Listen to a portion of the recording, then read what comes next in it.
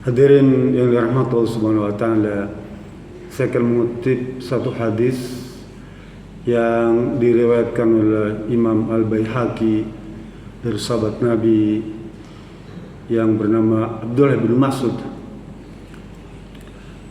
Kata beliau, qala Nabi sallallahu alaihi wasallam, Rasul berkata, ma u'tiya abdun mu'minun syai'an qat ba'da imana billahi azza wa jalla afdal min ayyuhsina dhanallahu bih. Tidak ada pemberian yang Allah berikan kepada hambanya yang telah beriman pada Allah Subhanahu wa taala yang lebih baik kecuali berbaik sangka kepada Allah Subhanahu wa taala. Jadi apabila orang sudah beriman pada Allah, tidak ada karunia yang paling baik ya, yang Allah berikan kepada hambanya kecuali dia selalu berbaik sangka kepada Allah Subhanahu wa taala. Gitu. Hadis sahih. Di dalam surat Al-Baqarah ayat 195 tuh Allah perkuat lagi tuh tentang pentingnya berbaik sangka. Allah berfirman, wahsinu innallaha yuhibbul muhsinin. Allah nyuruh kita, hendaklah kalian selalu berbaik sangka ya. Kata Imam Ibnu Jarir At-Tabari dalam tafsir At-Tabari, wahsin itu maksudnya ayyuhsinadzonallahi bi. Maksudnya berbaik sangka kepada Allah. Berbaik sangkalah kalian kepada Allah, karena Allah senang dengan orang yang berbaik sangka. Nih Pak, di saat masyarakat kita, bangsa kita sedang dilanda ya, berbagai persoalan kehidupan dalam masyarakat, berbangsa dan bernegara ya, pengetatan anggaran misalnya, mengencangkan ikat pinggang, seluruh budget itu dipotong sekarang Pak. Contoh gitu ya, ini contoh aja. Tunjangan kinerja tuh yang biasa kita dapatkan tuh sekarang nggak dapat ya. Terus sampai waktu yang tidak ditentukan kan. Biaya perjalanan dinas sekarang tidak ada, habis. THR tidak ada, jasa produksi tidak ada, banyak anggaran dipotong sekarang Pak. Kadang-kadang kita pun berpikir, aduh ini cukup gak nih ya untuk sebulan ke depan ini. Mereka tuh kita yang biasa mendapatkan bayaran kata dari negara tuh ya, sekarang berkurang semua, nggak ada, habis ya. Yang biasa dapat gaji ke-13 nggak ada. Ada semacam kecemasan pada diri kita, kekhawatiran Pak ya. Lebih-lebih kita menghadapi anak-anak sekolah dan sebagainya, menghadapi lebaran, terbayang ya. Tapi bukankah Allah telah memberikan kita banyak Pak ya. Bagi orang yang beriman ya, kata itu kita tetap disuruh berbaik sangka kepada Allah. Wong Allah telah memberikan kita sesuatu rizki yang tidak pernah kita minta. Allah terangkan dalam surat Ibrahim. Nanti Bapak buka di rumah. Surat Ibrahim ayat 34 itu ya.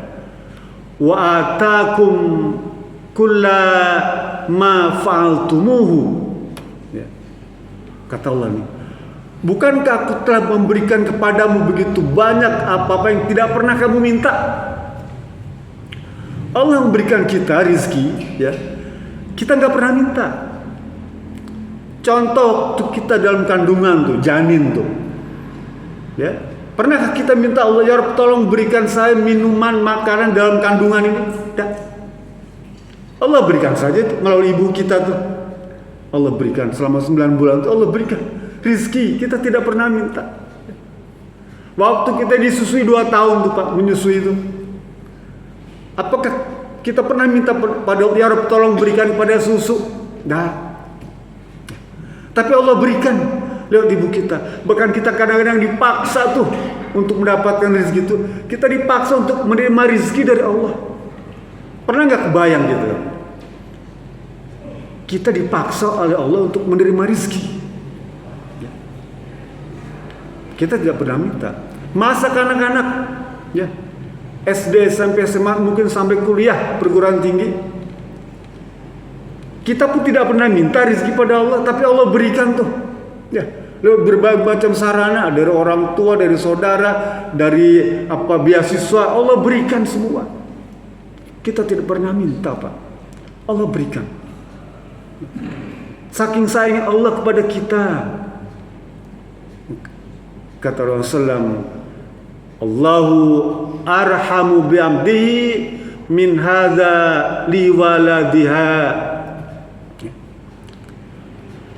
Allah itu, Pak, lebih sayang kepada hambanya daripada seorang ibu sayang kepada anaknya. Ibu kita betapa sayang kepada kita tuh, Pak. Ibu kita ya, sayang. Rasul bilang ibu kita tuh paling sayang sama kita, nggak ada lagi dah. Yang mengerti tentang kebutuhan kita, makanan istimewa kita, ibu kita tahu. Pakaian yang diserangi kita, ibu kita tahu. Jenis minuman yang diserangi kita, ibu kita tahu. Bentuk sayang ibu pada kita. Tapi Rasul bilang Allah itu jauh lebih sayang kepada hambanya dibandingkan sayang ibu kepada anaknya. Nah, kalau misalnya sudah begitu tuh Pak, ya, Allah sayang kepada hambanya. Bahkan Allah memberikan kepada kita sesuatu yang tidak pernah kita minta. Dalam situasi seperti ini, bagaimana kalau kita minta pada Allah Subhanahu wa taala? Maksudnya berdoa tuh ya. Allah memberikan sesuatu kepada kita yang tidak kita minta. Kita nggak minta, Allah kasih. Sekarang bagaimana kalau kita minta? Ngasih nggak kira-kira? Ngasih. Wah, nggak minta aja Allah kasih. Apalagi kita minta. Ya, tentu minta yang sungguh-sungguh. Jangan minta sambil lalu aja. Minta yang sungguh-sungguh. Minta yang beneran. Cari waktu-waktu yang mustajab untuk berdoa. Kita minta pada Allah. Ya.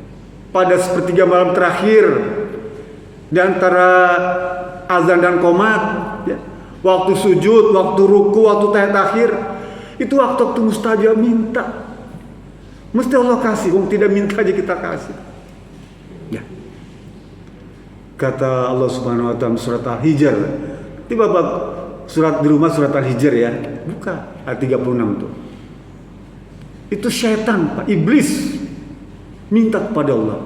Qala rabbi fanzirni ila yaumi yub'atsun. Al-Hijr ayat 36. Setan iblis berdoa pada Allah, minta pada Allah, ya Rabb, tolong panjangin umur saya. Minta panjang umur, kita kan sering Pak, minta panjang umur. Nih. Allahumma barik lana fi Rajab wa Sya'ban wa balighna li Ramadan. Semoga engkau panjangkan umurku sampai bulan Ramadan. Minta pada Allah. Iblis minta pada Allah agar dipanjangkan umurnya. Apa jawab Allah dalam surat Al-Hijr 37? Qala fa innaka minal mundharin. Wah iblis, setan, apalagi itu, gondorwe, kelong wewe, jenis-jenis setan itu kan. Sekarang aku kabulkan permintaanmu. Allah tuh Pak, iblis, setan, ya, gondorwo, kelong wewe, apalagi itu, suster ngesot, kuntilanak, Allah kabulkan permintaannya karena dia minta. Lah kalau hamba Allah, setan kan hamba Allah, ya, yang durhaka, yang nakal, yang badung, ya, yang tidak taat, ya, yang berbuat nista, berbuat celaka, menyesatkan manusia, berbuat maksiat, macam-macam itu, segala macam yang dilarang, setan lakukan. Allah kabulkan permintaannya. Bagaimana dengan kita? Yang kita mengesahkan Allah Subhanahu wa taala. Kita melaksanakan perintah Allah. Kita sholat, kita saum, ya, kita baca Quran, kita silaturahmi, kita zakat, infak, sedekah. seluruh ketaatan kita praktekkan. Ya. Mungkin tidak diterima doa kita. Setan yang nakal, Allah kabulkan. Kita yang taat kepada Allah, berdoa mesti dikabulkan. Persoalannya tinggal mengatur ritme doa kita. Ya. Pelajari. Seperti golok, Pak. Pisau tuh. Kalau diasah, dipakai terus tuh tajam dia. Ya, tajam. Doa aja begitu. Doa itu seperti pistol loh. Semakin Bapak melatih menembak benda tuh, ya, kena. Kan tidak bisa ujuk-ujuk kena. Contoh, mohon maaf nih, aparat baru pegang senjata, ngejar maling, nembak kaki kena kepala. Tidak terlatih. Doa juga begitu, dilatih doa itu, diasah doa itu. Ya. Supaya pertama muatannya bagus, matannya dia. Yang kedua khusyuk, sungguh, mantap, terarah. Nah kan itu ya. Dilatih terus setiap saat itu. Mesti Allah kabulkan. Oh sekarang ini kelihatannya berat ini ya. Tetap harus berbaik sangka ya. Memang tidak mudah menerima kenyataan kehidupan yang berat. Ujian bertubi-tubi, pribadi, keluarga, masyarakat, bangsa, ujian banyak, Pak. Musibah bertubi-tubi itu. Ya. Memang tidak mudah menerima itu, Pak. Kita kan sudah sabar. Tidak mudah mempraktekkan kesabaran itu. Tapi itu semua akan terasa indah, Pak. Kalau kita memahami ternyata ujian ini, musibah ini, persoalan hidup yang berat ini, ujungnya adalah akan Allah angkat derajatnya tuh. Allah ampuni segala macam dosanya. Allah muliakan ujungnya tuh, Pak. Kalau kita menyadari itu, maka akan terasa indah semuanya. Coba tengok Nabi Yusuf alaihissalam, Pak. Nabi Yusuf sejak kecil dia sudah difitnah sama saudara-saudaranya itu. Dan itu ujiannya tidak nyaman. Orang tua kita tuh, Pak, kalau ngasih makan anak banyak tuh ya, dia beli telur satu, bikin telur dadar tuh, Pak, piring tuh, bagi 6, pak, lagi satu. Sedih tuh, Pak. Tapi Yusuf tuh dianaktirikan. Memang anak tiri dia ya, dari istri yang kedua. Bagian dia tuh selalu dipotong oleh saudara-saudaranya tuh. Itu kan ujian, Pak. Ya, dikucilkan oleh saudara-saudaranya Yusuf, itu ujian. Bahkan difitnah, bahkan tidak dibunuh. Sekalipun dicemplungkan ke dalam sumur tuh, itu prakteknya membunuh sebetulnya. Ya Allah masih lindungi. Ya. Itu ujian, Pak, musibah bagi dia. Dan dia tetap berbaik sangka. Dia tidak sedih, tidak putus asa, tidak menangis menghadapi persoalan itu. Dicemplungkan ke sumur, Pak. Bayangkan, Pak. Kalau bukan karena Allah Subhanahu wa Ta'ala melindunginya, datang tuh rombongan penunggang kuda mengambil Yusuf dalam sumur itu. Apakah kemudian diselamatkan oleh penunggang kuda? Tidak, Pak. Ternyata ujian berikutnya dia diperjualbelikan jadi budak belian. Coba. Ujian terus, musibah terus. Jadi budak belian diperjualbelikan, jadi pembantu, jadi jongos. Ya. Jadi jongos yang dijual di pasar-pasar. Suruh mengerjakan pekerjaan-pekerjaan yang berat. Sampai kemudian diantarkan dia ke seorang pembesar itu. Tetap menjadi jongos, menjadi pembantu. Sampai diuji kemudian dengan fitnah yang luar biasa tentang syahwat. Ujian. Akhirnya dia kemudian dipenjarakan. Ya. Apakah kira-kira itu bukan musibah ujian? Ujian, Pak. Tapi dia sadar ini ujian dari Allah. Yang ujungnya mesti Allah akan tinggikan derajatnya. Jadi kalau kita menghadapi ujian, cobaan, musibah itu, jangan berburuk sangka. Oh, ingat saya Yusuf. Kalau kita dapat ujian, Pak, musibah itu, ingat, oh Nabi Yusuf pernah diuji, ya, dengan berbagai macam cobaan, dan endingnya happy ending. Semoga saja kita pun begini. Ya. Memang kadang-kadang doa tuh, Pak, ya, tidak langsung Allah kabulkan. Terkadang cara Allah menyayangi hambanya tuh berbeda. Ya. Padahal doa kita sering panjatkan segala macam jenis doa. Segala macam teks doa yang kita baca, bahkan setiap guru kita datangin tuh minta doa, ya. Dikasih catatan, kita hafal tuh. Kok Allah tidak mengabulkan ya? Bukan berarti Allah kemudian tidak suka dengan kita. Cara Allah menyayangi hambanya diantaranya dengan menunda doa yang kita kabulkan dan menggantinya dengan doa yang lain. Karena Allah Maha tahu doa yang kita panjatkan itu boleh jadi akan menimbulkan mudarat, akan menimbulkan bahaya. Jadi Allah tunda. Tapi yakinlah setiap doa itu pasti Allah kabulkan. Hanya momen, waktunya, tempatnya, kapan itu saja. Wong doa kakek kita, nenek kita tuh baru terkabul oleh kita. Ya. Apa Bapak mengira kita sukses hari ini nih, ya?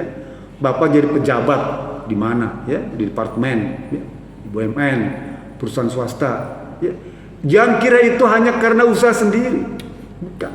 Ini kan karena kepintaran saya punya ijazah S3. Ya. Saya keterima di perusahaan terkenal.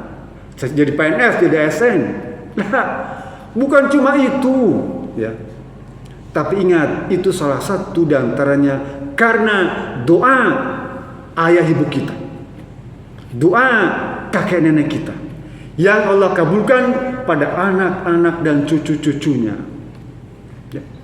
Jadi jangan cuma mengandalkan kemampuan pada kita, Pak. Allah Subhanahu Wa Taala mengajarkan pada kita untuk mendapatkan rezeki itu jangan hanya mengandalkan amalan-amalan duniawi saja. Bapak jadi profesional, ya, sekolah teknik, kedokteran, macam-macam itu, ya, menganggap cuma itu bahwa rezeki yang Allah berikan itu karena amalan duniawi. Tidak, bukan itu saja. Di saat kita menemukan jalan buntu mendapatkan rezeki dengan amalan-amalan duniawi, cari amalan-amalan ukhrawi yang juga Allah terangkan akan mendatangkan rezeki. Bahkan ternyata amalan-amalan ukhrawi itu lebih banyak memberikan rezeki kepada kita. Apa diantaranya? Satu, bertakwa kepada Allah Subhanahu Wa Taala. Itu amalan ukhrawi, bukan amalan dunia. Amalan ukhrawi untuk mendatangkan rezeki. Itu baca surat Al-Talaq tuh. Wa may yattaqillaha yaj'al makhraja wa yarzuqhu min haitsu la yahtasib wa may yatawakkal 'ala Allah fa huwa hasbuh. Bertakwalah kepada Allah Subhanahu Wa Taala, maka engkau akan diberikan jalan keluar yang tidak pernah kita duga-duga. Kita nggak percaya dengan firman Allah, ya. Sudah bertakwa, ya takwa cuma ngomong takwa doang di mulut, ya. Bertakwa, laksanakan ketaatan pada Allah Subhanahu Wa Taala, perintah dan larangannya ikuti. Yang kedua, silaturahmi. Terkenal. Kalau kita sering bersilaturahmi, maka Allah tambahkan rizki, Allah tambahkan umur. Kan kita pengen umur panjang, pengen rezeki yang melimpah. Perbanyak silaturahmi. Dengan siapa? Dengan saudara, dengan teman, dengan kerabat. Wong kita jadi orang soliter di rumah aja, nggak kemana-mana, nggak punya ongkos. Gak tetangga kan bisa bertetangga tuh. Teman di masjid ada orang-orang kerabat kita, silaturahmi di masjid. Itu tidak harus bepergian dengan ongkos, ya. Silaturahmi. Yang ketiga, berinfak, sedekah, zakat, ya. Itu cara untuk menarik rezeki dengan amalan-amalan ukhrawi. Ya ibna Adam, dalam diskusi, ya. Unfik alaika, wahai hamba Allah, berinfaklah kalian, maka Allah nanti akan berinfak kepadamu. Kita berinfak kepada fakir miskin, kepada tetangga, kepada teman tuh yang perlu bantuan. Nanti Allah berinfak kepada kita, bahkan berlipat-lipat jumlahnya. Ya.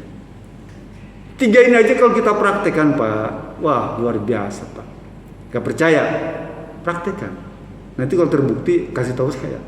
Ya, jadi referensi, ya, referensi. Oh, teman saya berhasil. Ya. Jadi sekali lagi saya berpesan bahwa pentingnya kita berbaik sangka kepada Allah Subhanahu Wa Taala. Walau dalam keadaan bagaimanapun, susah senang tetap harus berbaik sangka. Yang baik tentu kita anggap lebih baik. Bahkan yang jelek pun, yang buruk pun yang kita terima itu tetap kita harus berbaik sangka kepada Allah Subhanahu wa taala. Karena Allah tidak mungkin berbuat zalim kepada hambanya. Allah tidak mungkin berbuat aniaya kepada hambanya, enggak pernah. Allah tidak akan pernah berbuat aniaya kepada hambanya. Mesti Allah selalu berbuat memberikan kebaikan dan nyuruh kepada yang baik-baik. Ya, jadi mulai sekarang tanamkan, saya ingin berbaik sangka kepada Allah dan selalu berbuat baik kepada sesama. Mudah-mudahan ini menjadi sebuah tambahan ilmu bagi kita yang kita diberikan kemudahan untuk memahaminya dan mempraktekannya. Assalamualaikum warahmatullahi wabarakatuh.